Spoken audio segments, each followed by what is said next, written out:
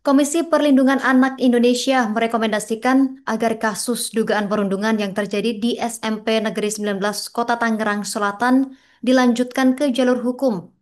Komisioner KPAI Diah Puspitarini dalam keterangannya pada Selasa 11 November 2025 mengatakan keputusan ini diambil setelah upaya mediasi internal sekolah dinilai belum menyelesaikan masalah dan menurutnya langkah hukum penting dilakukan agar fakta kasus benar-benar terungkap dan memberikan keadilan bagi korbannya. Untuk informasi selengkapnya sudah dihimpun oleh rekan kami Ihwana Mutuahmiko, wartawan Tribun Tangerang yang juga sudah terhubung bersama kita pemirsa.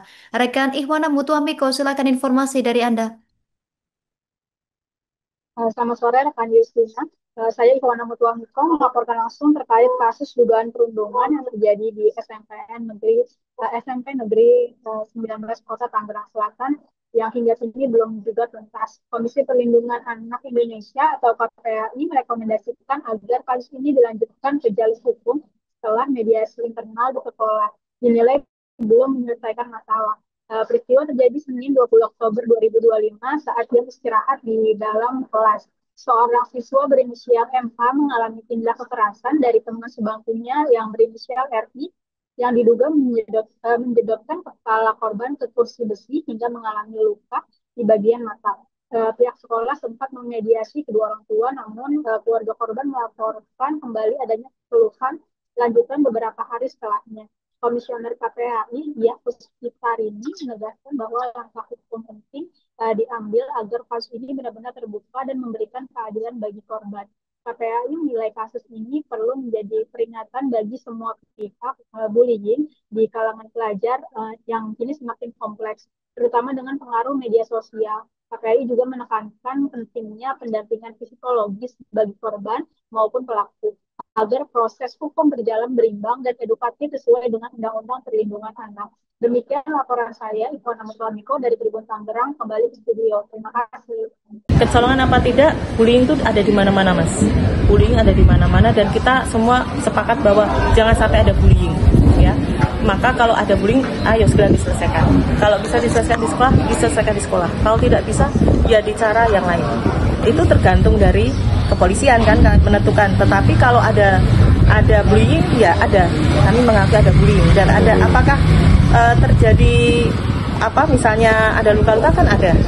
Ya nggak apa-apa proses gitu. Bu, untuk pelaku kan masih anak di bawah umur ya Bu. Terus gimana Bu kalau kayak gitu Bu? Nggak apa-apa, kan ada undang-undang sistem peradilan pidana anak. Tetap saja. Berarti tetap ada proses hukumnya ya Bu? Nggak apa-apa. Nggak apa-apa. Itu dua ya. 2 minggu yang lalu kami menyelesaikan kasus di mana anak korban bullying dia membalas. Dan itu sudah kami warning kepada pemerintah bahwa bullying hari ini tuh berbeda dengan anak-anak Gen Z. Ini transisi Gen Z ke Gen Alpha. Jadi kalau mereka dibully itu akan mendestroy, melakukan sesuatu yang di luar kendali dia dengan cara yang jauh lebih sadis lah, katakanlah begitu. Jadi ini harus hati-hati, bahkan itu di lingkungan sekolah. Makanya kami sudah menyampaikan ke Kemendikbud. Sore ini kami bertemu langsung dengan Pak Menteri juga. Kita akan membahas ini sudah tidak bisa dianggap remeh. Bisa jadi anak-anak itu dari rumah sudah ada masalah, di sekolah juga ada masalah. Bisa, itu bisa jadi seperti itu juga.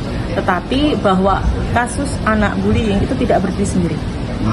Tidak berdiri sendiri, pasti ada kasus yang lain. Jadi kalau kita melihat kasus anak, itu dia tidak berdiri sendiri, pasti ada kasus di belakangnya. Entah itu masalah keluarga, entah masalah pribadinya. Ingat ya, anak-anak kita hari ini resiliensinya sangat rendah.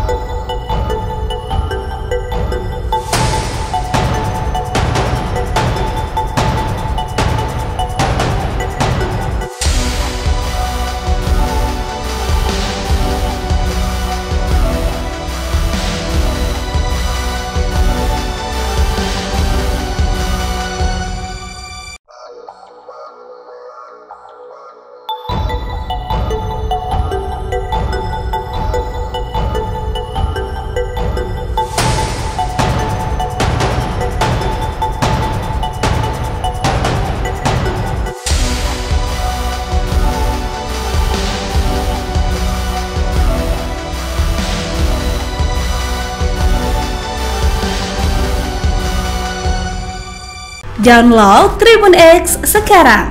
Menghadirkan lokal menjadi Indonesia.